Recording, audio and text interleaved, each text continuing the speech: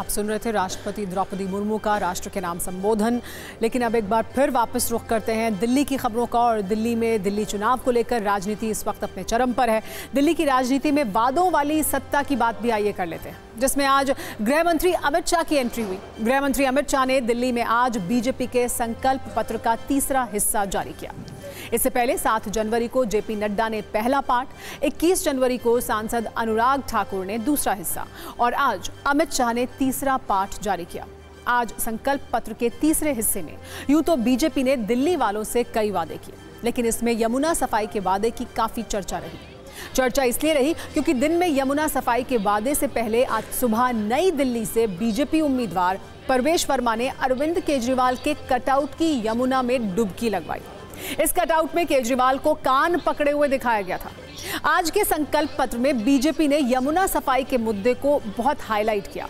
BJP ने वादा किया कि साबरमती रिवर फ्रंट की तरह यमुना रिवर फ्रंट बनाएंगे। इसके अलावा दिल्ली के 50,000 युवाओं को सरकारी नौकरी देंगे। मजदूरों को 5 लाख रुपए का दुर्घटना बीमा मिलेगा। दिल्ली में 5 लाख का इलाज फ्री देंगे। 1700 अनधिकृत कॉलोनियों को मालिकाना हक मिलेगा। 13,000 सील की गई दुकानों को दोबारा खोला जाएगा।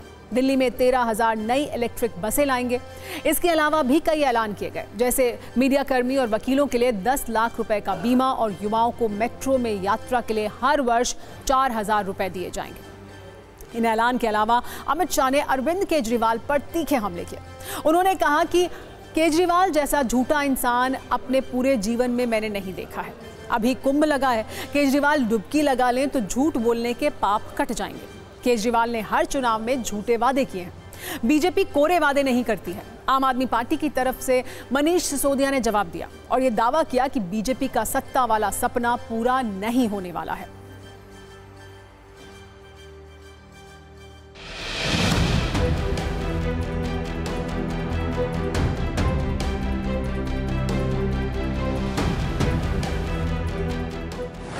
दिल्ली के युवाओं को 50,000 सरकारी नौकरियां ट्रांसपेरेंट तरीके से, किसी भ्रष्टाचार के बगैर और 20 लाख स्वरोजगार पैदा कर युवाओं को हम रोजगार देने का काम करेंगे। अमित शाह जी ये दिल्ली के लोगों के साथ मजाक क्यों करते हैं? दिल्ली के लोग 2.5 करोड़ लोग हैं और आप कह रहे हो 50,000 नौकरियां देंगे, बाकी लोग कहाँ जाएंगे? 13,000 दुकानें दिल्ली में सील पड़ी है। हमने कुछ अधिवक्ताओं के साथ बैठकर इसका कानूनी रास्ता निकाला है।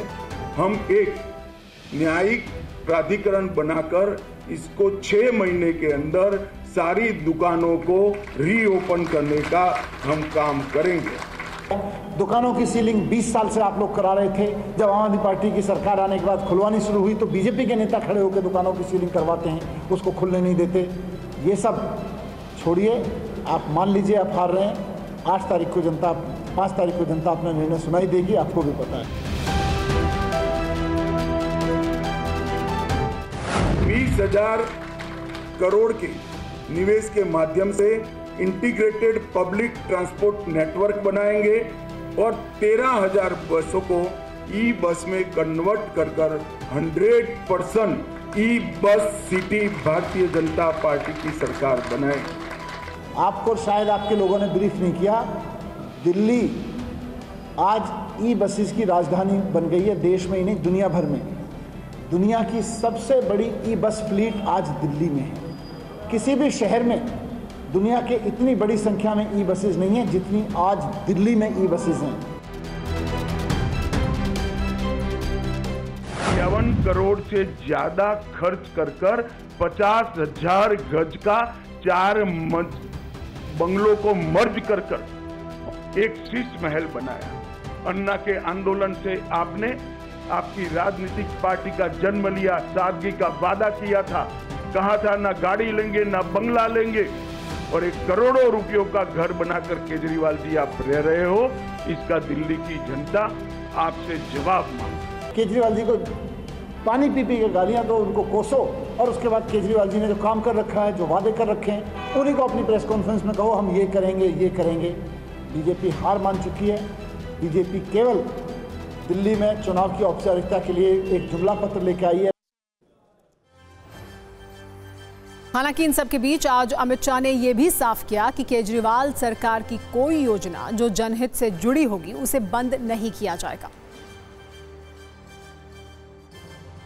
एक गंभीर झूठ चुनाव को प्रभावित कराने के लिए फैलाया जा रहा है। मैं दिल्ली में ही निवास करता हूं। मेरे बंगले में काम करने वाले एक कर्मचारी का सुबह मुझे कहा कि साहब 5 मिनट मिलना है। मैं कहा आओ भाई, क्या काम था। वो आया, उसने कहा मेरे फोन पर फोन आ रहे हैं कि भाजपा आएगी तो ये सारी योजनाएं बंद कर देगी। मैंने कभी भी सार्वजनिक जीवन में इतना नीचे स्तर का झूठा प्रचार नहीं देखा है।